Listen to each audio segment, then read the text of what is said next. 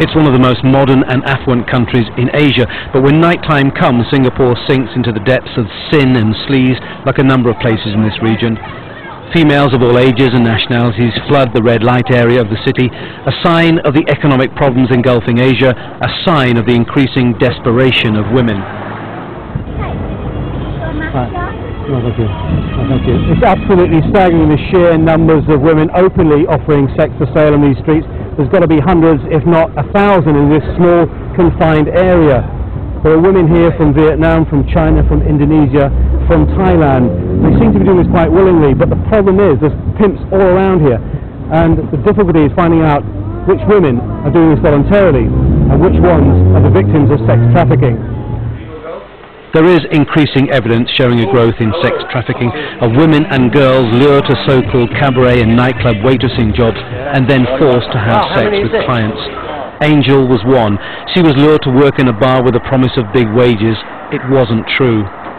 Later, I realized that how can I pay my boss by drinking only? So she allowed us to go with customer. Go booking is go with customer, and I will be forced to do that, to go with customer, because I have to pay them.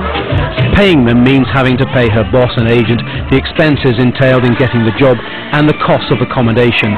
The only way those high costs could be met for her and other girls, she told us, was to sleep with customers for money. It's hard to gauge exactly the extent of the problem. Few women complain to the police because of fear of reprisals.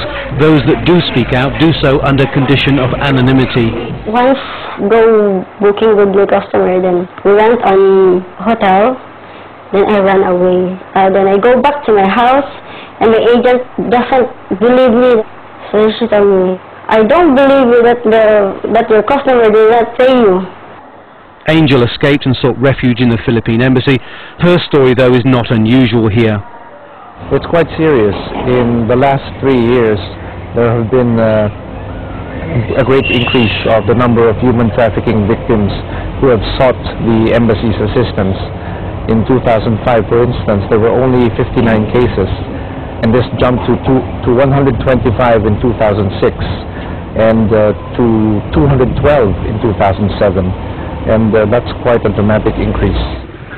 In fact, the United States has criticized Singapore for not doing enough to combat trafficking, putting it in the same category as countries such as Cambodia and Sierra Leone. The Vice Squad does its raids, but I think to look at the numbers and to look at resources, I don't think that's a good match. And in addition, I also think that we are not yet that serious about looking at this issue. But the gangs and syndicates are serious about prostitution, and with huge sums of money to be made, the problem of sex trafficking is only likely to increase. Tony Bertley, Al Jazeera, Singapore.